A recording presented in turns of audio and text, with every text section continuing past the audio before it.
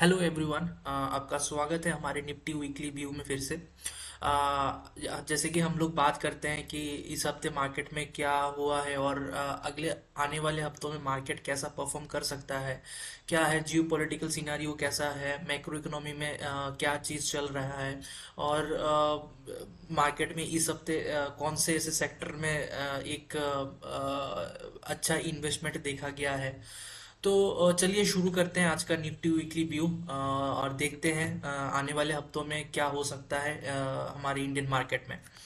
अगर हम लोग अगर मार्केट के सेंटीमेंट से स्टार्ट करें, अगेन मतलब मार्केट में इतना पॉजिटिव न्यूज़ है। हर कोई पॉजिटिव भी बात कर रहे हैं निफ्टी या फिर इंडियन मार्केट को लेके। लेकिन फिर भी एफआईएस पता नहीं क्यों हमेशा सेलिंग करने में ही लगे रहते हैं। तो इस हफ्ते भी एफआईएस ने सेलिंग किया है और डीआईज ने बाइंग किया है। डीआईज ने अच्छा खासा बाइंग किया है इस हफ्ते, 22,000 करोड़ के आसपास। तो इसी वजह से शायद निफ्टी जो है अपने लाइफ टाइम हाई पे टिक पा रहा है। तो अगेन अब तो अभी तक तो वो वाला रैली अभी तक हम किसी ने सोचा भी नहीं है। अगर जब जब एफआईएस बाइंग करने लगेंगे तो मार्केट में तो क्या होगा मार्केट का, तो ये भी एक देखने वाली बात है। तो चलिए, अगर नेट नेट की बाइंग बोले 19,000 के आसपास है, पीसीआर जो है 1.12 के आसपास है, तो थोड़ा सा प्रॉफिट बुकिंग भी आ सकता है। लेकिन मुझे लगता है जीडीपी का जिस तरह से रिजल्ट आया हुआ है, तो मुझे लगता है कि मार्केट जो है एक पॉजिटिव सेंटीमेंट ही दिखाएगा मंडे को। ओवरऑल अगर हम लोग एफआईएस की एक्टिविटीज देखें दिस वीक, इस वीक में भी एफआईएस जो है सेलिंग ही किया है। और थोड़ा सा सेलिंग कम हुआ है, मैं एक बोलूंगा कि पिछले एक दो हफ्ते से थोड़ा सा एफएस ने सेलिंग कम किया, तो एक थोड़ा सा पॉजिटिव न्यूज़ भी हो सकता है। आगे अगर हम लोग मार्केट के ओवरव्यू में बात करें, कुछ पॉजिटिव और नेगेटिव न्यूज़ के बारे में बात करें, सबसे पहली बात तो कॉन्ग्रेचुलेशन टू ऑल कि हमने जो जीडीपी ग्रोथ है वो 8.2 अचीव किया है इस Q2 में, जो मतलब हम लोग एक्सपेक्ट कर रहे थे, पूरा वर्ल्ड वाइड एक्सपेक्ट कर रहे थे कि 7.4 के आसपास रहेगा। आरबीआई ने बोला था 7% रहेगा। तो मतलब बहुत मतलब एक सरप्राइजिंगली हम लोगों ने 8.2 अचीव किया। और तब अचीव किया कि हम लोगों ने जो हम लोगों का जो अभी फिलहाल जो मतलब एक क्या बोलते हैं, जो जीएसटी को लेके एक चीज हुआ था कि जीएसटी रिलीफ को लेके जो चीज हुआ था वो Q2 में पूरा आया भी नहीं है। तो देखने वाली बात है कि Q3 में क्या होगा जीडीपी ग्रोथ, क्या हम लोग 9% भी अचीव कर सकते हैं। शायद कर सकते हैं। मुझे तो मैं तो पॉजिटिव हूँ इस चीज को लेके। देखने वाली बात है अगले क्वार्टर क्या होगा, लेकिन इस क्वार्टर जो 8.2% आया है तो मार्केट के लिए बहुत ही पॉजिटिव न्यूज है, स्पेशली इंडियन मार्केट निफ्टी 50 के लिए। तो पॉजिटिव न्यूज में आप बीजेपी का एक महाराष्ट्र में इलेक्शन है, वो भी एक अच्छा एक पॉजिटिव बोल सकते हो मार्केट के लिए। बाकी इस हफ्ते यूएस फेड मीटिंग भी होने वाला है, क्या रेट कट होने वाला है? अगर रेट कट होता है तो सोने पे सुहागा है मार्केट के लिए। तो मार्केट हो सकता है कि और फिर मतलब एक अच्छा सा एक और रैली दे, जो मतलब हमने पहले देखा हुआ है लाइफ टाइम हाई को क्रॉस करने के बाद निफ्टी में। तो एसआईपी मत रोकिएगा, अपना एसआईपी जारी रखिएगा। ऐसा नहीं है कि लाइफ टाइम हाई पे है तो मार्केट थोड़ा सा प्रॉफिट बुक करे। और इन्वेस्टमेंट होता ही ऐसे है कि रेगुलर करिएगा तो ही मजा आएगा आपको लॉन्ग टर्म में। तो बाकी नेगेटिव न्यूज़ जो है वो पहले पिछले हफ्ते जो था वही है, खास करके उतना ज़्यादा कुछ नेगेटिव न्यूज़ नहीं है। नेगेटिव न्यूज़ में अगर आप देखोगे थोड़ा सा, अगर एक फैक्टर अगर मैं बोलूँ, स्मॉल कैप जो है, हालांकि निफ्टी और Nifty bank all time high पे है और क्रॉस कर चुका है, जैसे कि निफ्टी बैंक जैसे कि क्रॉस कर चुका है, लेकिन वही अगर स्मॉल कैप में आप देखोगे अपने लाइफ टाइम से 9 से लेके 10% नीचे ट्रेड कर रहा है। तो एक थोड़ा सा एक नेगेटिव सेंटिमेंट है। मतलब अगर हो सकता है कि अगर ये जो नेगेटिव चीज है वो पॉजिटिव भी हो सकता है, अगर निफ्टी 50 इस तरह ही भागता रहे तो स्मॉल कैप भी एक टाइम पे जाके परफॉर्म करेगा जरूर।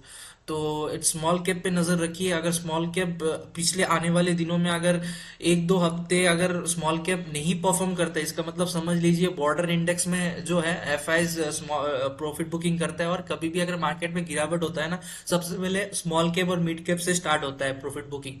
तो आने वाले जो एक दो हफ्ते हैं स्मॉल कैप मिड कैप के लिए बहुत ही इंपॉर्टेंट रहने वाला है। अगर मिड कैप और स्मॉल कैप में थोड़ा सा प्रॉफिट बुकिंग होता है या फिर प्रॉफिट थोड़ा सा मतलब बुकिंग होता है, तो समझ लो थोड़ा सा नेगेटिव न्यूज है। अगर स्मॉल कैप और मिड कैप अच्छा परफॉर्म करता है आने वाले दिनों में, तो ये थोड़ा और पॉजिटिव न्यूज होगा होल इंडेक्स के लिए। तो अगर हम लोग निफ्टी फिफ्टी के चार्ट अगर देखें, क्या बोलता है चार्ट, देखते हैं। निफ्टी फिफ्टी अगेन अपने लाइफ टाइम हाइक को इस हफ्ते क्रॉस किया है, लेकिन क्रॉस करने के बाद उन्होंने फिर से इस मूवमेंट में रुकने का फैसला किया है निफ्टी फिफ्टी ने। तो निफ्टी फिफ्टी जो है अभी भी अपना 26,200 300 के जो लाइफ टाइम हाई है उसको रीच नहीं कर पाया। तो री करना बहुत जरूरी है। अगले हफ्ते अगर 26,300 क्रॉस करता है और उसी जगह पे जाके थोड़ा सा रुकता है, तो आप बोल सकते हो कि एक जो फाइनल ब्रेकआउट है वो निफ्टी में आ जाएगा। अगर निफ्टी 26,500 क्रॉस करता है, तो आप बोल सकते हो कि हाँ, निफ्टी फिफ्टी में एक ब्रेकआउट है, लाइफ टाइम में एक ब्रेकआउट है। और इस जो ये जो एक लाइन है, ये जो एक लाइफ टाइम हाई है, फिर ये रेजिस्टेंट ब्रेक जो है सपोर्ट बन जाएगा। तो इस लेवल पे नजर रखिए, बहुत ही क्रूशियल लेवल है। हालांकि एक जीएसटी जीडीपी के ग्रोथ की वजह से ये थोड़ा सा एक बुलिश मोमेंटम दे सकता है, तो एक आसानी से एक ब्रेकआउट मिल सकता है निफ्टी फिफ्टी को। तो मैं तो पॉजिटिव हूँ निफ्टी फिफ्टी के चार्ट को लेके। और आप भी बताइएगा आपके कमेंट में कि आपको क्या लगता है निफ्टी फिफ्टी। हालांकि आरएसआई अगर देखोगे 64 के आसपास है, तो फिर अभी भी अगर आरएसआई के हिसाब से है तो अभी भी एक और थोड़ा सा अप ट्रेंड और अपवर्ड मूवमेंट हो सकता है निफ्टी फिफ्टी में। तो निफ्टी फिफ्टी का चार्ट मुझे पॉजिटिव लगा है। आगे अगर हम लोग निफ्टी बैंक के बारे में बात करें, निफ्टी बैंक पिछले अगर 3 महीनों में आप देखोगे, निफ्टी बैंक के अगर आप चार्ट देखोगे, मार्केट इंडियन मार्केट में थोड़ा कभी पॉजिटिव न्यूज आता है, कभी नेगेटिव न्यूज आता है। टैरिफ को लेके थोड़ा सा अनशन बना रहता है मार्केट में। लेकिन निफ्टी बैंक जो है, जब से रेट कट हुआ है तब से आप देखोगे निफ्टी बैंक जो है लगातार आप ट्रेंड में ही मूव कर रहा है। मार्केट कहीं पे कहाँ क्या कर रहे हैं, कोई निफ्टी बैंक देखता ही नहीं है, खाली अपना अप ट्रेंड जो है वो शो कर रहा है। तो अभी अगर हम लोग थोड़ा सा अगर सपोर्ट के बारे में बात करें, तो 58,000 के आसपास एक सपोर्ट है। अगर ये 60,000 क्रॉस करता है, तो 61,000 भी आने में ज्यादा देर नहीं लगेगा निफ्टी बैंक को। हालांकि आरएसआई थोड़ा सा 70 के आसपास है, तो थोड़ा सा नजर रखिएगा इसमें, अगर कुछ थोड़ा सा कूल डाउन भी हो सकता है आने वाले दिनों में। लेकिन मुझे लगता है जो निफ्टी बैंक है इसी जगह पे थोड़ा सा कंसोलिडेट करेगा कुछ हफ्ते, एंड देन एक अच्छा सा एक रैली दिखा सकता है। तो निफ्टी फिफ्टी मुझे लगता है कि थोड़ा सा बेटर है नेक्स्ट हफ्ते के रुझान के हिसाब से। निफ्टी फिफ्टी का चार्ट मुझे थोड़ा सा और स्ट्रांग लग रहा है निफ्टी बैंक के कंपैरिजन में। हालांकि निफ्टी बैंक भी बहुत अच्छा चार्ट बना हुआ है, अच्छा स्ट्रांग चार्ट है। तो मैं निफ्टी फिफ्टी के साथ जाऊंगा अगर अगले हफ्ते मुझे अगर वो ट्रेड करना है तो कुछ। और अगर इस हफ्ते में अगर कोई स्टॉक मैंने चूज किया, तो अशोक लेलैंड को चूज किया है। मैं हर हफ्ते ये ऐसा एक स्टॉक मैं चूज करता हूँ जिस स्टॉक में एक लॉन्ग टर्म विजिबिलिटी देखा जाए और एक सीखने को कुछ मिले उस स्टॉक से। ये स्टॉक क्यों 2020 से लेके मतलब जो अप ट्रेंड शो कर रहा था, क्यों इस स्टॉक में ऐसा क्या चीज हुआ कि जो अशोक लेलैंड है अपना लाइफ टाइम हाई को अचीव करके इतना स्ट्रांगली रेसिस्टेंट हर बार अप ट्रेंड एक ट्रेंड को एक फॉलो कर रहा है। तो अगर आप देखोगे ना, अगर इसके फंडामेंटल को आप देखोगे, 2022 के करीब जो 9,000 के करीब एक उनका रेवेन्यू था, वो देखिए कांसिस्टेंट रहा। कभी भी मतलब मुझे दिख नहीं रहा है कि 9,000 करोड़ के नीचे उन्होंने एक कुछ प्रॉफिट अपना पोस्ट किया। हर क्वार्टरली उन्होंने कॉन्टिन्यूसली उन्होंने ये जो प्रॉफिट है वो बढ़ाते गए थोड़ा थोड़ा करके, और कॉन्टिन्यूसली एक जो नेट प्रॉफिट है अपना एक स्टेबल जो प्रॉफिट है वो अपना पोस्ट करते रहे। मैं उतना भी मतलब नहीं देखता कि ये पूरा मतलब 9,000 करोड़ से 18,000 करोड़ बन गया, लेकिन कंपनी जो स्टेबल है, और स्टेबल कंपनी ही लॉन्ग टर्म में अच्छा गेन करता है। अब अगर इंटरेस्टिंग चीज देखोगे, प्रमोटर अपना कोई भी एक चीज भी सेल नहीं किया।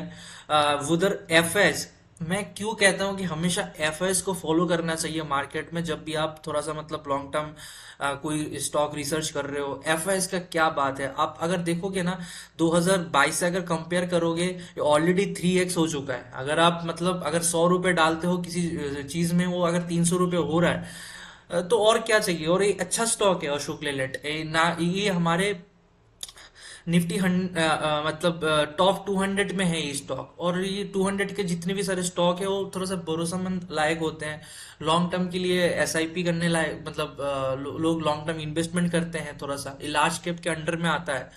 तो लार्ज कैप स्टॉक अगर आपको 2-3 साल में 3x कमा के दे रहा है, मतलब हर साल एक गुना कर रहा है, तो एक इट्स कमेंडेबल। मतलब इस स्टॉक के बारे में मतलब हम लोग क्या बताएं, मतलब बढ़िया है। और ऐसे कुछ सारे स्टॉक्स होते हैं। लोग बोलते हैं कि लार्ज कैप में अपॉर्चुनिटी कम मिलता है, नहीं, लार्ज कैप में भी अपॉर्चुनिटी मिलता है, उधर भी ग्रोथ है, लेकिन आपको पकड़ना आना चाहिए। इधर आप देखोगे एफआईएस जो है, उन्होंने 15% के पास उनका प्रोमोटर, मतलब सॉरी, एफआईएस 15% के पास होल्डिंग था, वही बढ़ा के अभी 24% तक हुआ। और धीरे धीरे उन्होंने भी ग्रेजुअली, जैसे कंपनी ग्रो करते गए, उन्होंने भी अपना जो है प्रोमोटर, सॉरी, जो होल्डिंग है वो थोड़ा सा ग्रो मतलब बढ़ाते गए। उधर देखिए डीआई का 21 से 13, मतलब डीआई से सब सारे शेयर उन्होंने उठा लिए। तो एफआईएस हमेशा मैं कहता हूँ कि एक स्मार्ट प्लेयर है।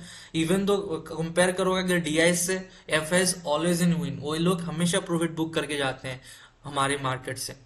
और अगर हम सेक्टर के बारे में बात करें, इस हफ्ते मैंने निफ्टी ऑटो को सेक्टर में रखा है, क्योंकि निफ्टी ऑटो भी आप देखोगे एक लाइफ टाइम हाई को रीच करके अभी बैठा हुआ है, और एक स्ट्रॉन्ग एक कैंडल भी बना है इस हफ्ते।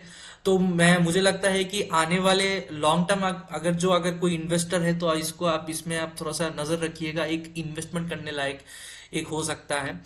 1 साल पहले भी इस लेवल को उन्होंने टच किया था निफ्टी ऑटो ने, लेकिन थोड़ा मैक्रो इकोनॉमी की सिनेरियो की वजह से थोड़ा सा नीचे आ गया। तो ये आप अगर देखोगे टेक्निकली, अगर देखोगे जिस तरह ये नीचे आया, ये जो डेप्थ बना बना है, एक लाइन बना है लगभग 8-9 हजार के करीब जो डाउन हुआ है। अभी भी अगर आप देखोगे इस लेवल से, आप एक टेक्निकली अगर देखा जाए तो 8-9 हजार का अपवर्ड मूवमेंट भी आप देख सकते हो आने वाले 1 साल में। तो ये निफ्टी ऑटो में एक लॉन्ग टर्म इन्वेस्टमेंट का है, एक मौका हो सकता है, अपॉर्चुनिटी हो सकता है, जिस तरह जीडीपी भी ग्रो हो रहा है। तो लेकिन शॉर्ट टर्म इन्वेस्टर के लिए थोड़ा सा आप नजर में रखिएगा। आरएसआई जो है 70 के आसपास है, थोड़ा सा अगर कूल डाउन होता है तो सबसे बेस्ट मौका होगा शॉर्ट टर्म ट्रेडर के लिए। नेक्स्ट वीक के लिए आप मैंने जो बायस रहेगा वो थोड़ा सा पॉजिटिव बायस रहेगा, क्योंकि जीडीपी का जो ग्रो आया है वो 8.2% के साथ ग्रोथ हुआ है। और लगभग सारे सेक्टर ने अच्छा परफॉर्म किया है, एक्सपेक्ट माइनिंग और एग्रीकल्चर को छोड़ के।